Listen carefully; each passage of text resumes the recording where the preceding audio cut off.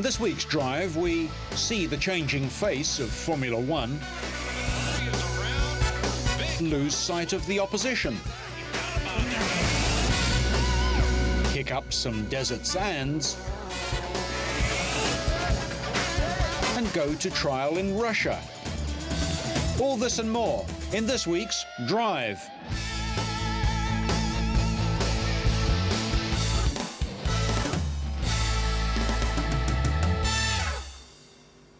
As the Formula One season kicks off in earnest, teams are coming to terms with a host of new rules and procedures. How are the top flight teams facing the challenge? We've spent quite a bit of time at Williams worrying, of course, as I'm sure everyone else has done, and the other 8 teams not mentioned, about how to catch Ferrari. We are not confident we have or will have done so once our new car emerges, but we have every reason to believe that we can gradually overhaul them, and this allows the fact that they will not have been sleeping during the winter. Other people also have got the same ambition.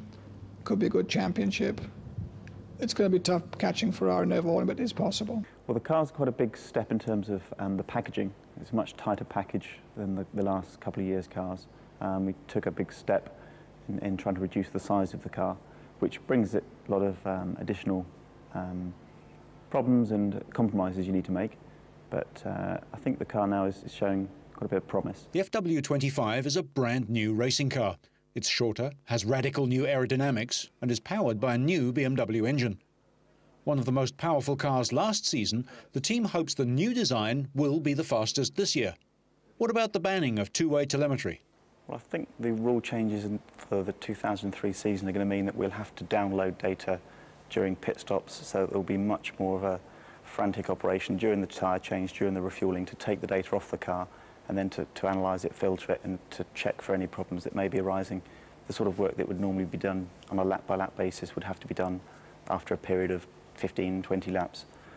As a major sponsor in F1, we welcome any measures the sport takes to increase the interest and viewership of the sport.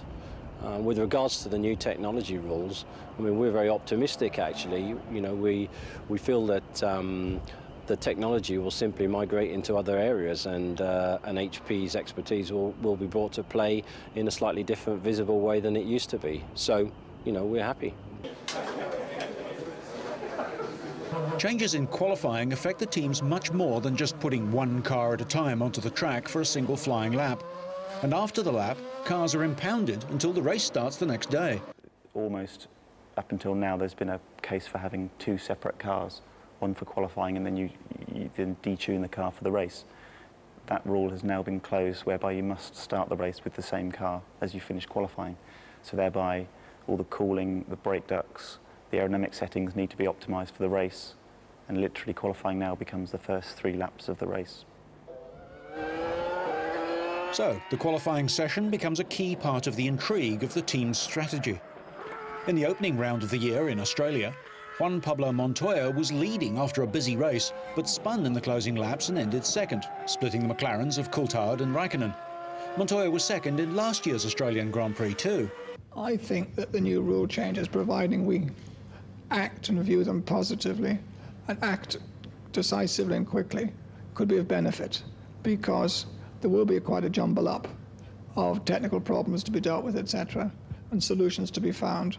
And if one can be very quick and clever at the same time, it's possible to emerge with an advantage. I think it's going to be interesting. I think it's going to be a big responsibility on the engineers to make sure the car is well balanced for a lap. Because if you look at last year's, my car wasn't very good to start qualifying with, and as qualifying went on, we improved it. Now you really gotta get it together on one lap, so it's going to be pretty interesting. Williams are the first major team to get their new car on the track. Ferrari have tested their new machine, but won't race it until the 4th round, and McLaren used many new parts on an upgraded version of last year's car. Their new car will appear later in the season. After a mediocre qualifying position, Montoya and Ralf Schumacher both scored points in Australia, with 2nd and 8th place respectively, putting Williams 2nd in the Manufacturers' Championship. McLaren leads the upper teams in the 2003 Formula One season, who are all keen to take on champions Ferrari. The entire team practices every move time and time again to save vital split seconds. In 2002, McLaren came third in the Constructors' Championship and yielded to Williams the right to be seen as Ferrari's rival. Neither did well in a season dominated by the red cars. Both McLaren and Williams won only one Grand Prix each, Monaco for Coulthard and Malaysia for Ralf Schumacher. But the factor that destroyed McLaren's season was reliability. The two Williams cars retired 7 times during the 2002 season. The McLarens retired 14 times from a team total of 34 starts. McLaren has the same drivers, David Coulthard and Kimi Raikkonen, for 2003. It also has the same engine manufacturer, and Mercedes seems to have solved some reliability problems during the off-season, as the pair finished first and third in Australia.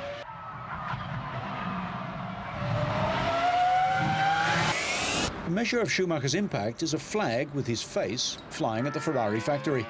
Last year, Schumacher had clinched his 5th driver's title by the 11th round of the season, and with teammate Rubens Barrichello, the team wrapped up their 4th Constructors' crown soon afterwards.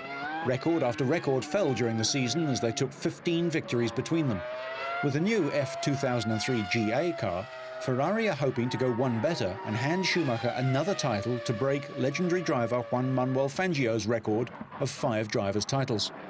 But the new regulations were designed to lessen Ferrari's advantage and hand some of the impetus to the smaller, low-budget teams. But the big teams, Ferrari, Williams and McLaren, see their high financial investment being devalued by the rule changes. Ross Brawn, Ferrari's technical director and the man credited with the team's successful machine, is not sure of how the new qualifying system will be better. It will certainly be interesting. We're not quite sure how it's going to develop. We're not completely sure. There'll be teams, I guess, who'll go for a low fuel load, be at the front of the grid, but then they're going to have to come into the pits early. There'll be teams who'll take a more conservative approach and run the right sort of fuel to run a conventional race, and it's going to be interesting to see how that all works out. The only disappointment to me in a way is I think qualifying won't be quite the spectacle that we used to have, but if we have a more interesting race, then perhaps that's the price we can pay. In the opening race, Ferrari served up a warning to the other teams by qualifying first and second and sprinting away to a demoralising early lead. But Rubens crashed out early, and a slow pit stop and some uncharacteristically ragged driving from Michael, which damaged his car, dented the prancing horse's domination.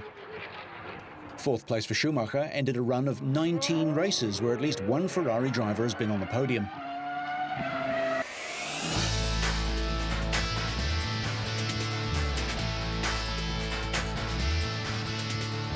Local boy Paul Stoddart waited until everyone arrived in Melbourne to reveal the new Minardi. Team owner Stoddart grew up within a few kilometres of the Albert Park racetrack, but made a fortune in the European aviation business, which allowed him to buy the 19-year-old Minardi team. It's a nervous time for Minardi. The team could be in jeopardy unless more funds are found. But Stoddart and his team arrived in Melbourne with a new car, new engine and new drivers. Will the cost-cutting measures help his team? It certainly has. I mean, we're now, we're competing with budgets that you could run a small country on.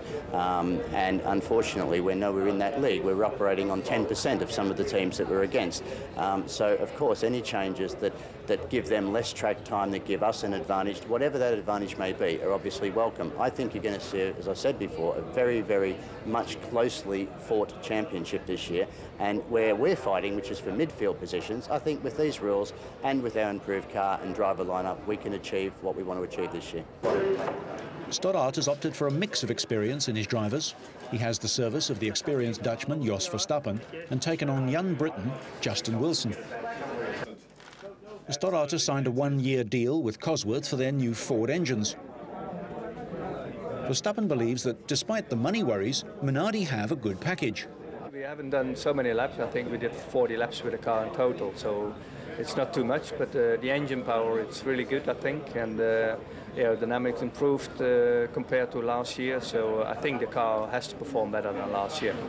The team had to redesign their car to accommodate Wilson. At 6'3", he's the tallest Grand Prix driver in the modern era. He couldn't evacuate last year's car in time to meet F1 safety requirements.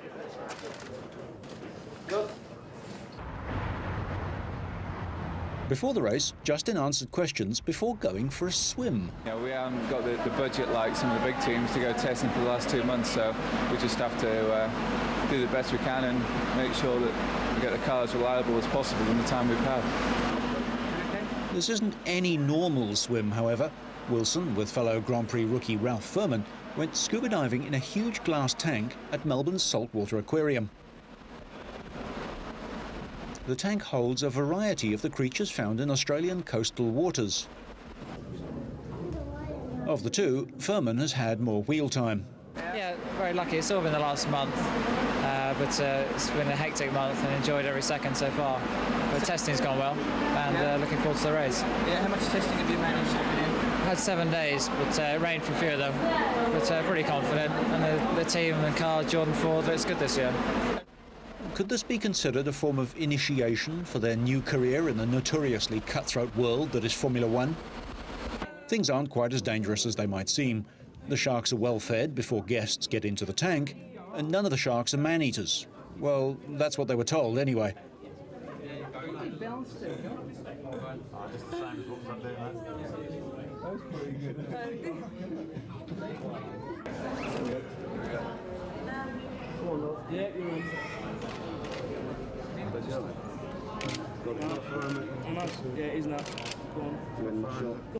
The next day, Furman was taken for a lap of the track by the Australian Air Force Roulette's aerobatic flying team. The G-forces he experienced were mild compared to what he'd face on the ground in his Jordan,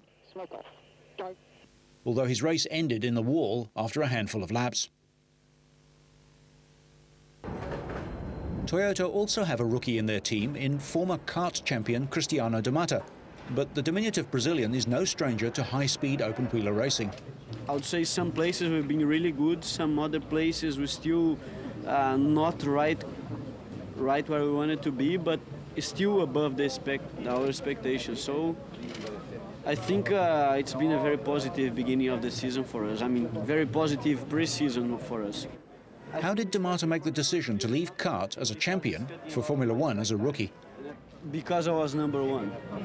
If I wasn't number one, I wasn't give up to leave there. I wasn't give up there and come over here. So once I get to number one there, then I think, okay, I can do this. Now let's try to do on the other part of the world too. The car is an improvement over last year, but the Cologne-based outfit has the money and the backing of a major motor manufacturer. The team is aiming for at least a point in each remaining race this year, after de Mata slithered harmlessly into the gravel traps in Melbourne. Ahead of the race, the Jaguar team showed off their new R4 Down Under. Triple world champion Sir Jackie Stewart was joined by Australian driver Mark Webber and Brazilian rookie Antonio Pizzonia. The 26-year-old Webber finished 5th in Melbourne last year, driving for Minardi. He's proud to be in the Jaguar team, but is realistic about what they can achieve. Our goal this year is to earn some more respect. You know, it's been a very tough few years in the past, and we have a great platform now to build on and earn a lot of respect. And you know, we've still got a long way to go to do that. It's a very, very intense midfield battle there with some very, very strong teams and strong packages. Sir Jackie Stewart said the new car will be a big improvement over last year's effort. The early indications are that the motor car is stiff in its body unit, to a level that we believe will overcome many of the discrepancies that were experienced last year. Pizzonia is another Brazilian, but one with a difference.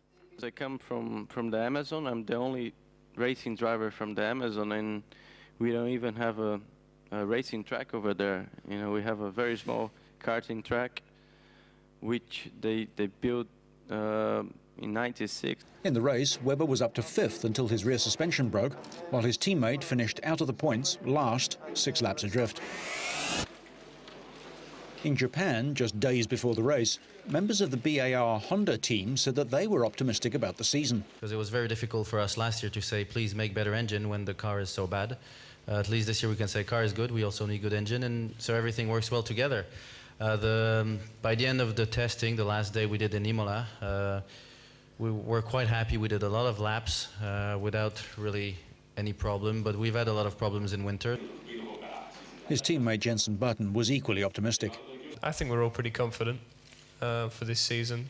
as well as the coming race, and hopefully we can perform well. We'll see. BAR have so far won nothing and last season finished 8th overall, but team boss Dave Richards expressed his confidence that things can only get better. I think everyone from a team point of view is feeling very, very positive and optimistic about the situation. There's clearly an awful lot of work still to be done, and as always, there's never enough testing that we've done to date, and we'd always prefer to have another couple of weeks. They finished 9th and 10th, half a second apart. With customary confidence, Michael Schumacher strode into his first pre-season news conference of the new season. The spring in his step is easy to understand.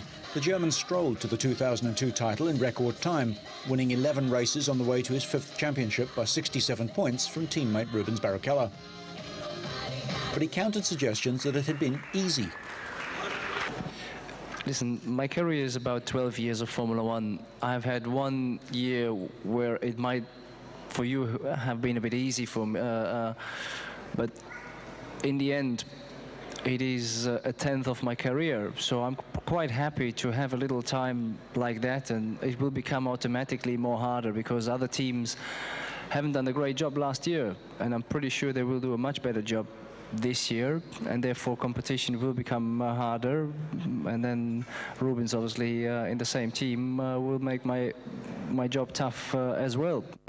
David Coulthard suggested the new qualifying could lead to collusion between teams, with slower cars deliberately road-blocking others by qualifying with almost no fuel on board. Ferrari supply engines to Sauber and Minardi tests on their track. Would they help out the Italian giants? Not according to Schumacher. It would be a very unfair tactic, and I don't know why other teams should interfere. They have their own interest. And if you see even McLaren test in Mugello, which is a Fiat-owned circuit, so do they help us because of this? I don't think so. So I just love being behind the wheel and chase the other guys in front. That's about it, honestly. And the goal, obviously, is to win a championship in the beginning of the season. That's the main aim for us. The man who has fun for a living and gets paid very well for it too. As it turned out, Ferrari fell off their pedestal. Rubens crashed on his way to a stop-go penalty, and Michael broke bits off his car. But the performance of Trulli and Alonso was a revelation. Despite ending the run of red at the head of the tables, McLaren and Williams aren't expecting the rest of the season to be so easy.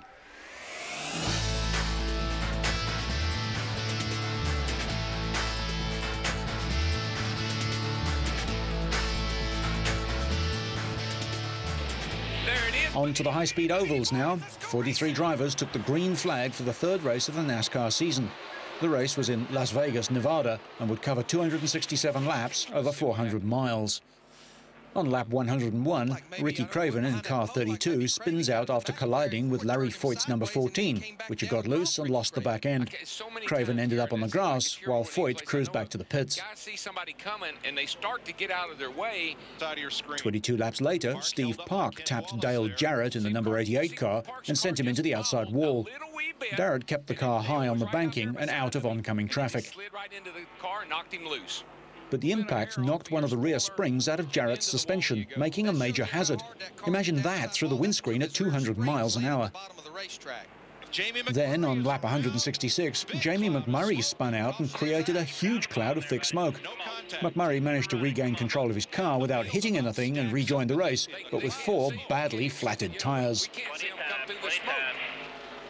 Not long after that, a big crash that involved 5 cars occurred on lap 177.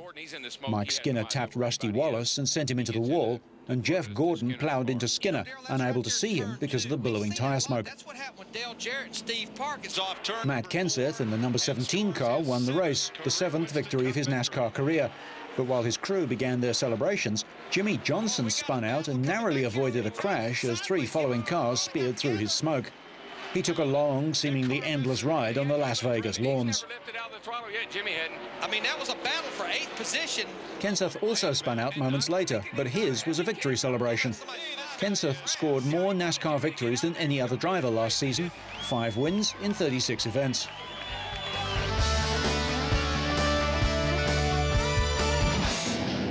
Doha hosted the 2003 Qatar International Rally, the first round of the Middle East Rally Championships.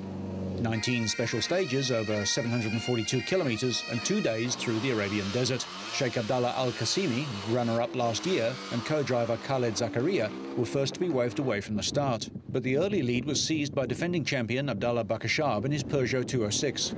Saudi Bakashab cruised to an 11-second lead by the 7th stage. At the end of the first day, the Peugeot broke an oil cooler when it landed heavily after a jump, and Bakashab was out.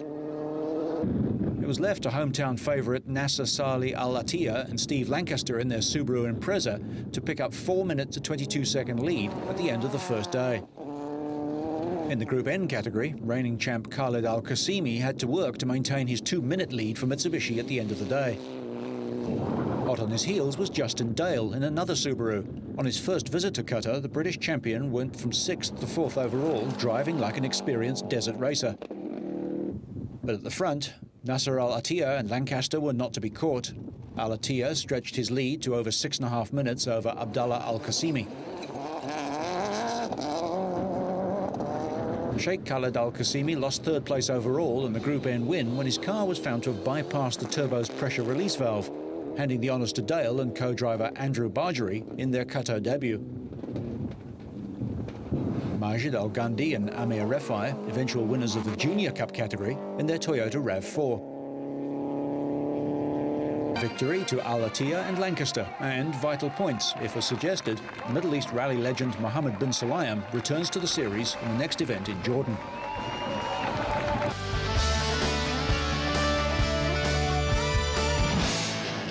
The Indoor Trials World Championship went to St. Petersburg in Russia for the first time. After 6 wins in the 9 events so far this year, championship leader Adam Raga didn't quite make the grade, despite a good performance. The series leader passed into the final in 3rd place with only 1 penalty point more than rivals Kapistani and Lamkin. But in the final, the Gas rider collected 5 penalties in the 4th section, and that was enough to move him out of contention.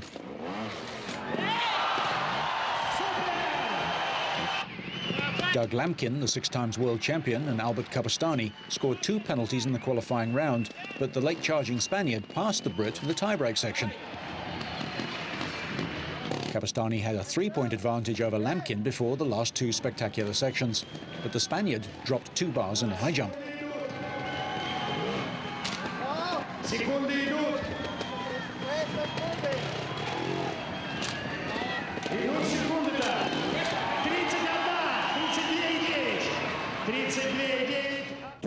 And then Lamkin defeated him in the double lane race. Both riders finished level, and the tie-break in Section 3 would decide the winner. Kapistani completed the hazard faster and claimed 20 points for his 2nd win of the series.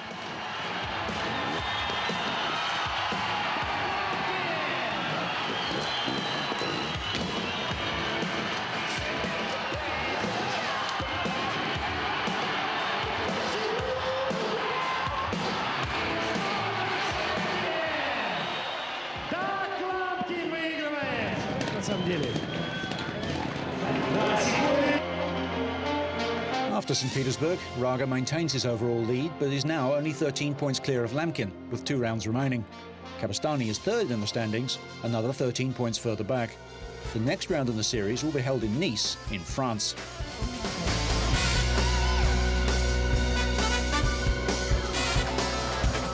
The more I practice, the luckier I get. That's all for this week, but so you stay on track and up to speed, make sure you catch next week's Drive.